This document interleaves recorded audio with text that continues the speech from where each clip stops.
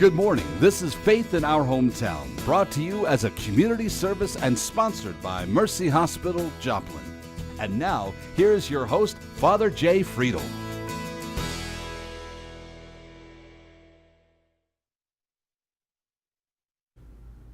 Good morning and welcome back to Faith in Our Hometown, our weekly discussion about issues that affect us here in the greater Joplin area and how those impact us as people of faith. This morning, I have a Catholic guest on, Sister Priscilla Moreno, who's a Sister of Mercy. And Sister Priscilla and I both do a type of work for the Catholic Church that is recruitment, if you will, for ministers to work in the church. Sister Priscilla does that for the Sisters of Mercy, and I, of course, do that for the Diocese of Springfield, Cape Girardeau. So we're going to be talking a little bit about what that's like, what it's like to talk to young people today about taking up a life of service in the church, in our church or in any church, and how we might recruit people to do that, and what the work is like when we do. So stick around. We're going to be right back after this Mercy Minute, so don't go away. And thanks again for joining us this morning.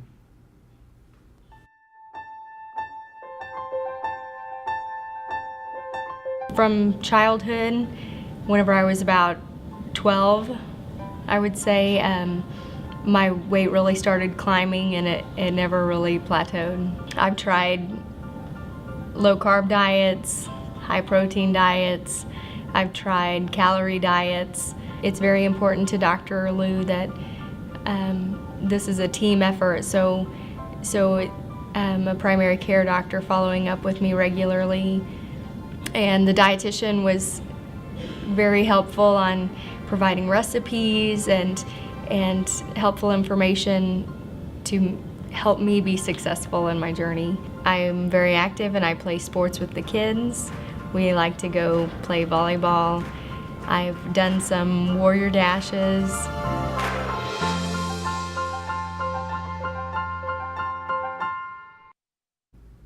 So good morning and welcome back to Faith in Our Hometown. As I mentioned earlier, my guest this morning is Sister Priscilla Moreno, who's a Sister of Mercy. So again, Mercy, the same Mercies that, have the hospital, founded the hospital years ago.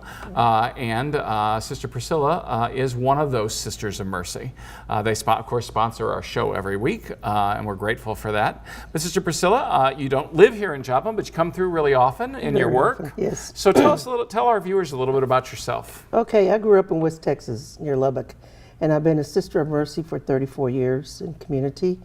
I've done vocation work. I've taught special ed children in the Archdiocese of St. Louis. But basically, vocation is my passion. Okay, so for us, when we talk about vocation, from the Latin word to call, because we believe God calls everybody to serve Him, okay?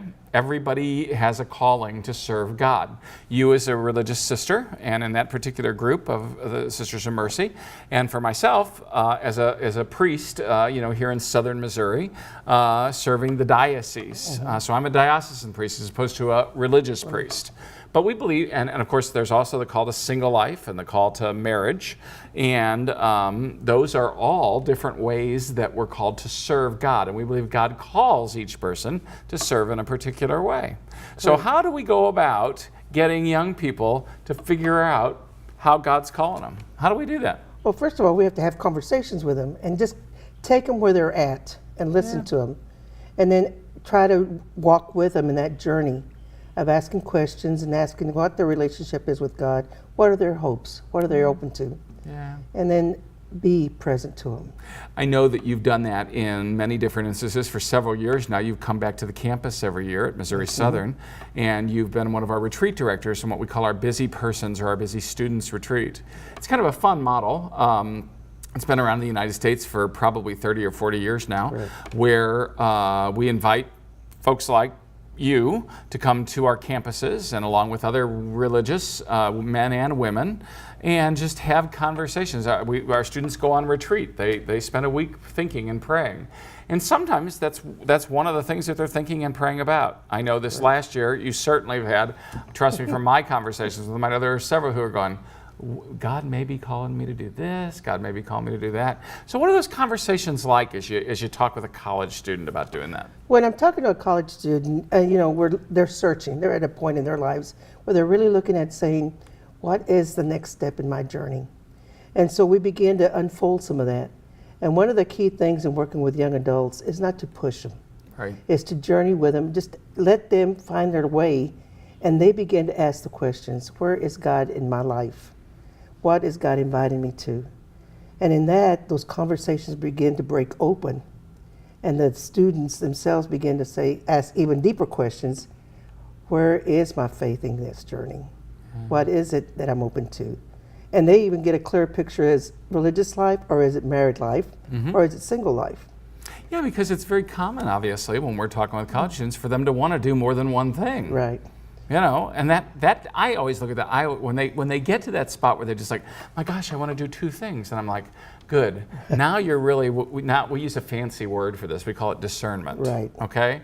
But now discernment is when you've got two wonderful things, or three or four, and you're looking at all those wonderful things and trying to figure out, well, which one of those wonderful things do I want to do? Right. You know? And I think there's been a time in our world and society that religious women, and I can only speak for religious women, that to enter a community and they can only be teachers or in healthcare. And we were founded as Sisters of Mercy in that charism in Ireland. But Catherine McCauley's belief was to go where the needs of today are. So we have sisters who are teachers and doctors and psychologists, work with immigration, work with different places, parishes. So that's the new insight that the young people get, that I can do more than just this. And I am working with college students, they see that I can get a degree, I can be a doctor and still be a sister in religious communities. Yeah. You know, it's that searching, and it's not just, what we try to do is give them an opportunity to learn about all possible religious communities, so that they find where is it that they fit. To kind of match the particular charism or spirit of that particular community. You know, we're blessed, obviously, with several Mercy Sisters here in Joplin. You know, obviously you're friends with them and know them.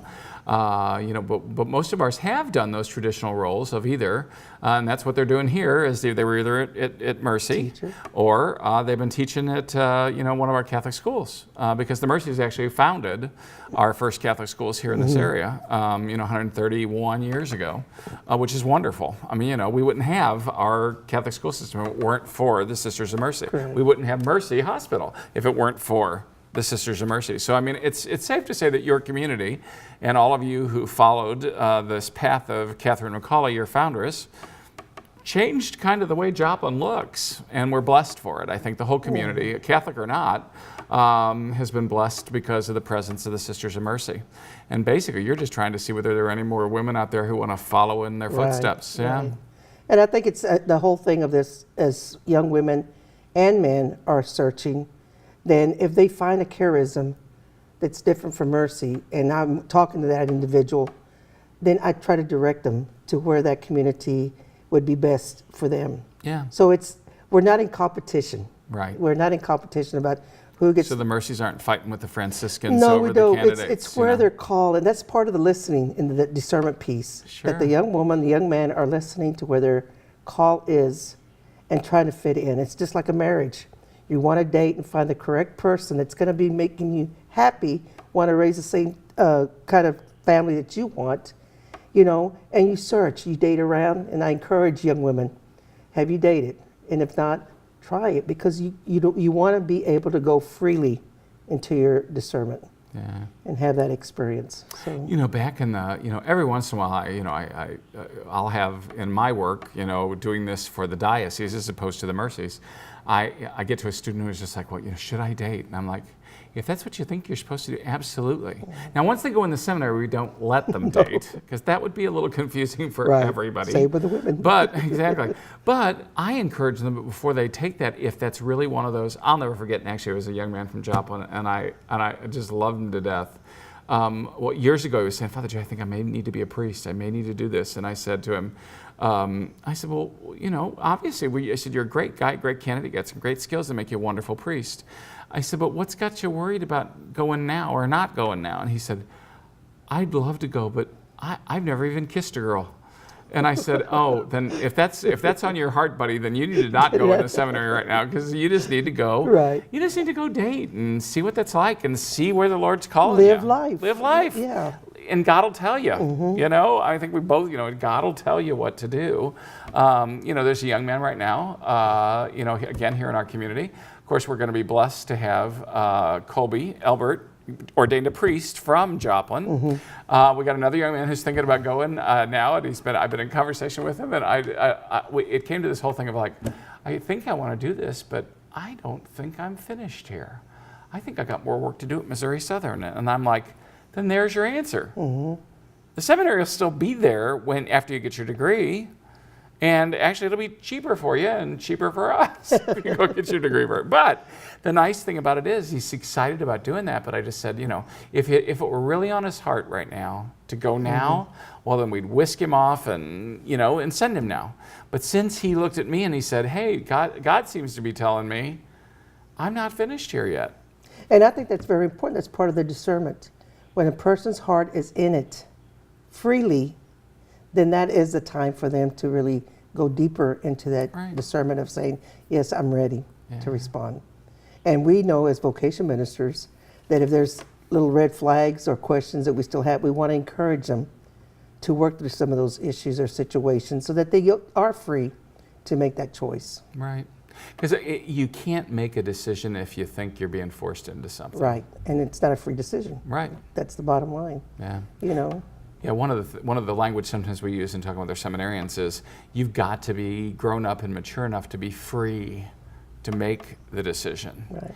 If you feel like you're making it for somebody else, or you feel like your grandma talked you into it or whatever, and those things do happen once in a while. People just let themselves get swayed by, one voice or another. Right. But the only one they really need to listen to is God's.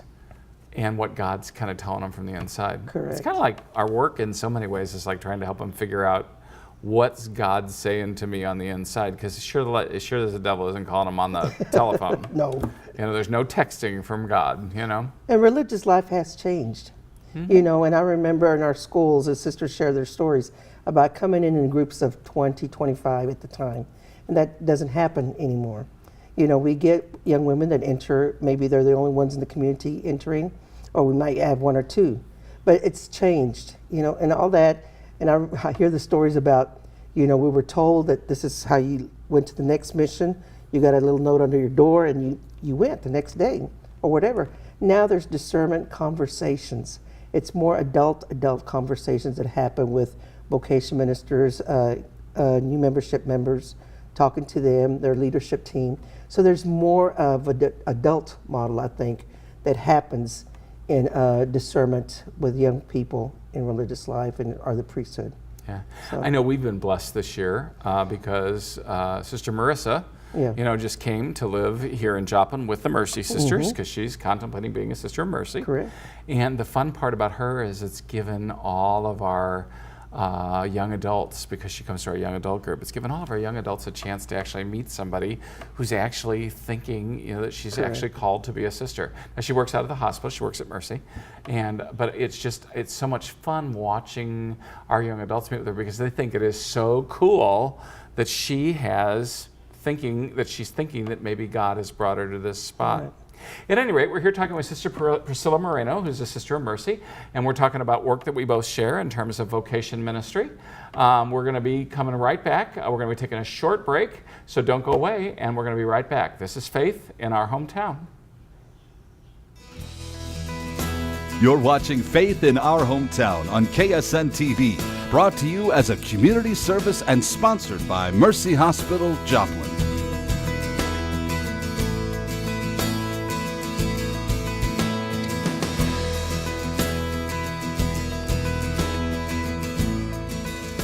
Okay, so we're back after that short break. Again, our sponsors being Mercy. We're here with a real live Mercy sister this morning. Sister of Mercy, Sister Priscilla Moreno, who is a vocation minister for the Sisters of Mercy, like I'm the vocation director for the Diocese of Springfield, Cape Girardeau. So many times we get asked this question, so I'll give you a chance to do it on TV this morning. Okay. When did you first know, and how did you know that you were supposed to be a sister and then a Mercy sister? Well, I grew up in a rural area in West Texas. My dad was a farmer, and so there was no Catholic school nearby. So I was a public school girl Yeah. in a rural parish, and I didn't know I wanted to be a sister. I didn't know what a sister was. Right. It was a parish priest who invited me to consider it in my sophomore year in high school. And I had no idea what he was talking about, and he asked me, would you be interested? I said, no. Yeah. Well, why would you dream about doing something you didn't know anything about? My senior year came about, and the Maryknoll sisters were in our parish.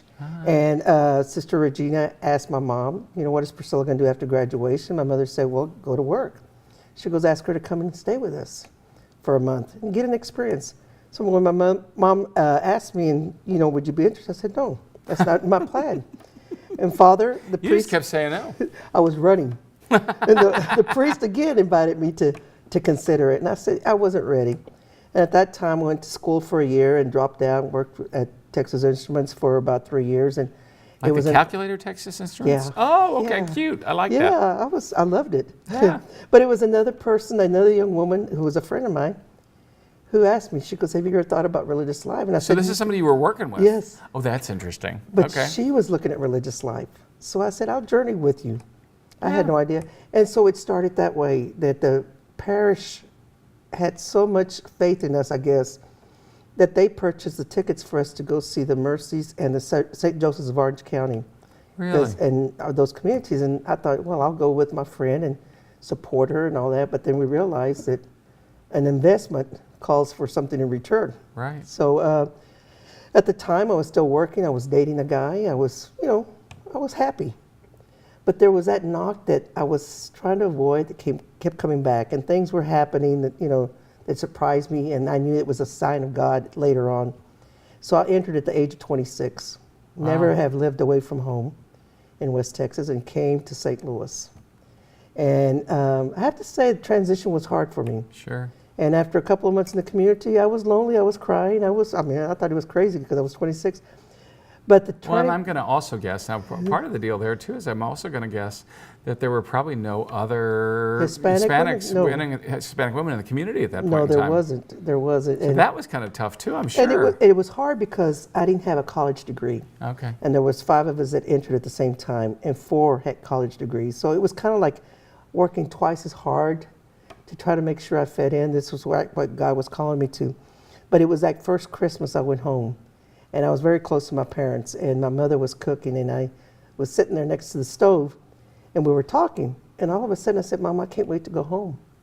And she looked at me, and she goes, you are home. And I said, yeah, St. Louis. But she knew that I had a call to religious life, never pushed me, always supported me. Right. And I knew that was a turning point, that this was where I was supposed to be. Yeah. It's not an easy life. Married life's not easy. I don't Single think life's not easy. Is there any life It's that's how easy? we choose to live Yeah. it and how we are in that journey. And we're not in the journey alone. We always have God and we always have others. And I love community. I love the sisters. I love who I am. And I have grown and I've been stretched because of my community. And I think that happens to young people when they are in that kind of a relationship with God. They're stretched, they learn, and they doubt, and we get angry. But that's part of life. Yeah. And so, after 34 years, I said, this is where I'm supposed to be. And I love doing the vocation ministry. Yeah. Well, Because- our students love having you. And again, it's because you know how to give them the space to explore and dream about their lives. And well, if you weren't really good at it, I probably wouldn't have you back all the time, but you I are love good it. at it. Yeah. And like I said, we love having you here. We've been doing the Busy Persons Retreat at Southern for a while. You've also done some other retreats for us. But again, retreats are just those moments to get away a little bit and to think and to process about where God is in our lives. Correct. And it's a great benefit for us because, again, we are, we don't have a large staff or any of those things to help, with our campus ministry, but that's why we rely on friends Right. who come in and to do those things with us because it's great that they hear a different voice. Right. I mean, I do the same work with our seminarians, but they can hear it differently when there's a different voice. Or maybe they were worried about, if I say this to Father Jay, maybe he's going to try to rush me off or anything. And even though I wouldn't, it's just good for them to hear a Yeah. different voice. It's good for them to talk to a different person who has that skill set that can just open up a space for them and say, what's God want from you? What are you trying to do with your life? But one of the things too is, I think, a sense of humor that a person brings. I'm sorry, don't smile. You have it, I have it. I'm glad I have it. Oh, yeah. But I think they see another sense of what religious priests and sisters have, that they're human. We do. We like to enjoy ourselves, and we laugh. Oh, You yeah. know, we're not always serious. And I think that's a point that helps the students be more comfortable with who they are, and that breaks down that barrier. Well, that's why I love the fact that we do have women religious here in our town, which is wonderful. We got Sister Diane, who's a Sister of Divine Providence, also from Texas. The Holy Land. There you go. So you say. But at any rate, Diane's sister, she works at St. Peter's, mostly with our adult population. She does adult education and faith formation for our adults. We got Sister Joan, who works in, as a Mercy Sister, who works in our schools. What a blessing she's been for the last 10 years, because she's just been, it's been wonderful having her, because again, our kids just haven't grown up seeing lots of religious. So it's a blessing. And then, of course, the sisters of the hospital. It's Sister Julie and Sister Marissa, and then Sister Angeline. My gosh, who's been there for 1,000 years. God love her. But I mean, she's the face of the Sisters of Mercy to so many people. And I just know, she works at volunteers. She just does her thing, and I just love the fact she's like the Energizer Bunny. She just keeps going. She doesn't miss a thing either. No, she doesn't. Yeah. And that's great. That keeps her young. Oh yeah. So it's and I have to say about Sister Joan Margaret at the school, and some of our students at the university had Sister Joan when they were at Macaulay or at St. Peter's. So they remember, and they get excited when they see her. Exactly. And they say, so it's always something that I know we as Sisters of Mercy receive from those that we minister to, but those who minister also receive so much from the sisters, and I think that's the balance that happens in our lives. Well, we're just blessed to have the ministers, sisters. I know that our bishop and of course several of the church authorities have always said that without our religious, we'd be missing one of those components of who God is in the world. We just wouldn't. We're blessed when we're around religious, because they show us another face of God's love.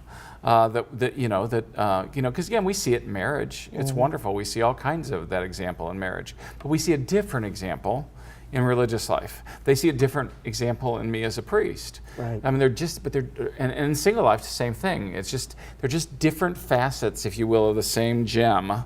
Okay, that is a life in Jesus and a life in ministry and a life in service, but they're different facets. You hold it up to the light, and one time you'll see one time you'll hold it up and you'll see another. If we were all alike, we would not make any changes. Yeah, and that would So be I kind think of that's boring, what's wouldn't the it? uniqueness about why we're so different, but then for the same reason. Yeah. And we work for the same cause, and I think that's part of the gift of religious life. And I think that's again part of the discernment when young people are looking. Where am I being called to? Where is God calling me to? Where is the best fit? And I always use the example with the girls in the high schools that I visit.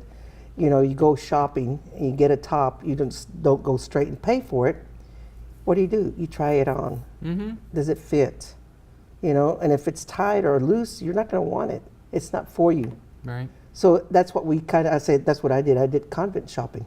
Yeah. So you go around and see where is the best fit for me. Right. And the same with the guys, with priests or brothers. We often don't talk about brothers, but that's another way of living out God's call. Right. So. I hope some of our Hispanic women are watching from Carthage today, because I've got a few young women over there that I hope. I mean, I say things all the time, but I don't know whether all of it sinks in, whatever, because whatever. What does everybody like to do? Their priest? Well, ignore them. Okay, good. I understand. It works. But we got a few women over there that got some phenomenal qualities. They're great leaders. They've got generous hearts. They're enthusiastic about life. They laugh a lot. They do those things, and so. If you were just going to say to any young woman out there who was thinking about religious life, what would you tell them? Just, you got a minute and a half. Any woman or a Any of them, Hispanic woman? Oh, well, either. Take your pick. I think if you're looking at what is God calling me to, be open to it. Ask the questions. Don't be afraid. You know, we all make mistakes. But the thing is this where God is really calling me to? Where do I feel at home? Where do I feel comfortable? And where do I see myself? And that is God's invitation to us. You know, go freely is what I keep saying to the young women. Don't feel like you're pressured into it. Make sure it's what it is that you're going to be into.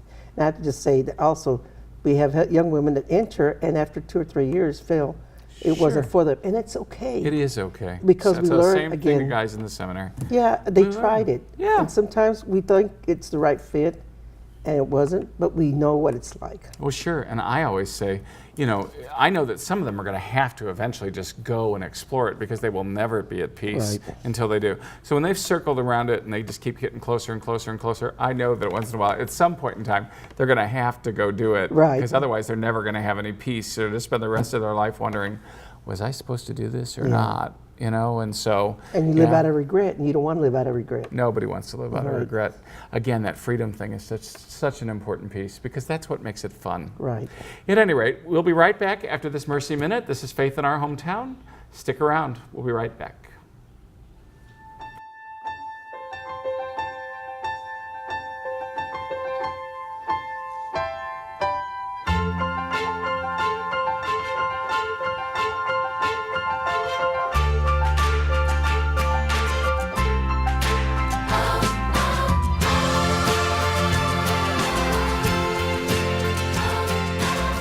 Find out how a Mercy doctor can take care of you. At Mercy, your life is our life's work.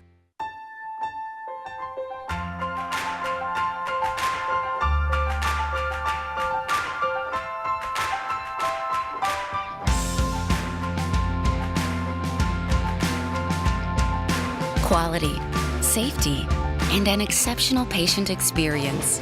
Mercy is grateful to be recognized as one of the top 15 health systems in the United States. At Mercy, your life is our life's work. Well, thanks for joining us again for another episode of Faith in Our Hometown. My guest this morning has been a friend now of several years, Sister Priscilla Moreno, who is a Sister of Mercy. Sister Priscilla and I are both blessed to do a work in the Catholic Church that we call vocation ministry, which basically is just exploring with young people, and sometimes not very young people, what God is calling them to do or how God is calling them to respond. We're all called to respond to God in some way or another, so that's our belief. And then just trying to figure out what that is, we believe, gives us our best shot at feeling like we're making a difference, feeling like we're alive for a purpose, and feeling like we're serving the God we belong to. We've been talking a little bit about vocations to the religious life. We've been talking a little bit about vocations to the priesthood. We certainly have vocations to married life and to single life. There's no one best vocation. There's no one better vocation than another. But they're all calls from God, and we're privileged to be able to work in that. Join us again next week for Faith in Our Hometown. Thanks for joining us. God bless. Thanks for watching. Faith in Our Hometown can be seen Sunday mornings at 6:30 and 9 a.m. on KSN. Brought to you as a community service and sponsored by Mercy Hospital, Joplin.